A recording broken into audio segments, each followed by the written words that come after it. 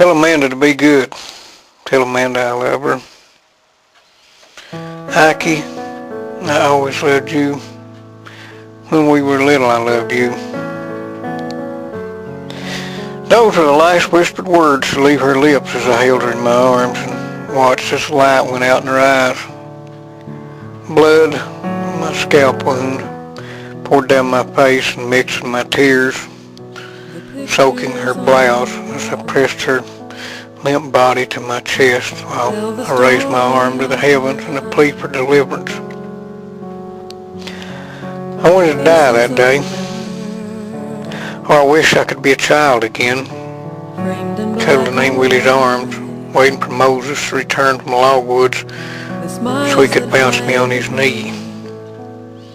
I felt as if my entire life had been wasted, that it would have been better for me to have died in that fire with Albert, or to have drowned as a child in the cold river when I trudged back across the state, alone and with no home waiting for me. Then I realized that beyond my own selfishness, there was you to live for. Portrait of my husband. I could never bring myself to deliver your mother's last message. Pain was more than I could bear. I still find it hard to speak words, but you have that message of your mother's love. I can begin the rest of the story. July 11th, 1999. Dear Amanda, you've asked me countless times to tell you about your roots. I've hesitated for several reasons. There was some things that could be hurtful to others, and that's always the case when you speak the truth, but most of the people that would be hurt are gone now. That's one of the advantages of being old. You outlive everybody you grew up with. It's also the biggest disadvantage of being old. But I've avoided for as long as possible retelling those old times, and although I'd as soon forget them, they must be told now, or they never will be. As an act of confession, or for my conscience sake, or to leave you a history of your family. I don't know which.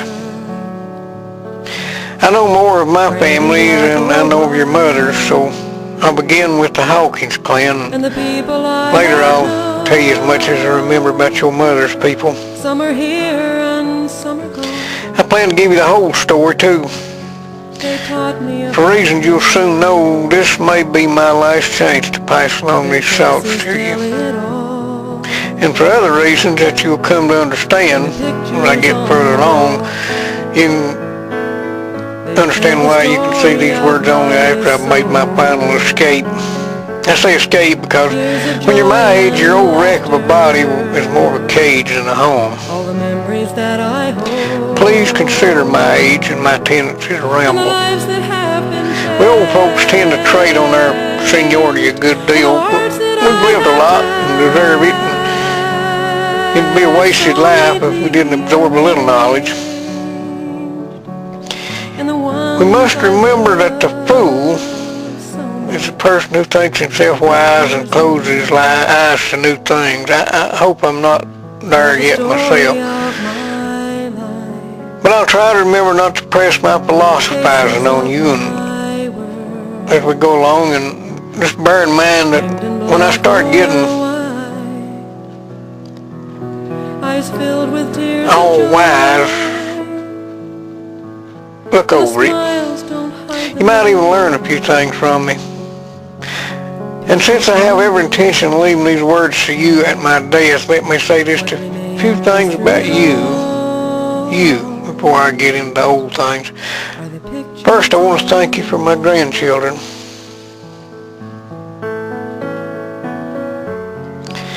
They have been a delight and a source of endless pride. But you know that. You know my heart on these things. Mostly I want to tell you how extremely proud you have made me. I never knew my father long enough to do him either honor or dishonor.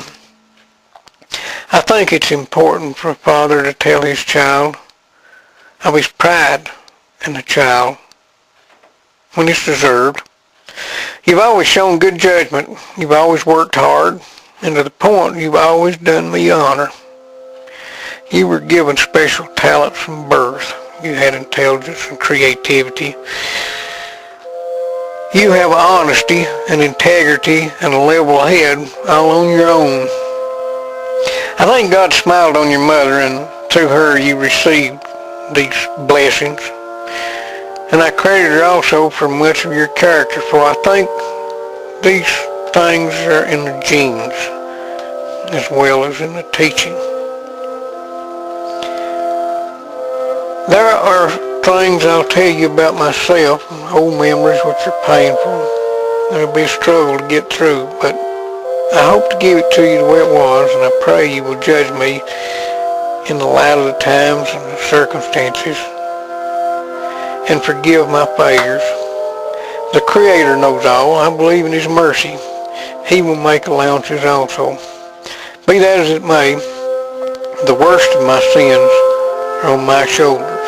I take whatever punishment I deserve, and I would not change my choices concerning my behavior, even if I could. God knows I'd do many things different if I could, but the choices made in good faith often had consequences which were unknown and unknowable at the time they were important. What I mean is that nobody would cross a railroad track if they knew a train wreck awaited, but we cross railroad tracks every day with the usual caution and trust fate to see us through. I like to think I have never spent my time racing trains or taking foolish chances, but there have been a few train wrecks in my life. What I really want to say is that living my life has brought me where I am today, and that life gave me all the pride and joy that I feel because of you. Thank you for being a daughter true to me and a blessing in my later years beyond my ability to tell.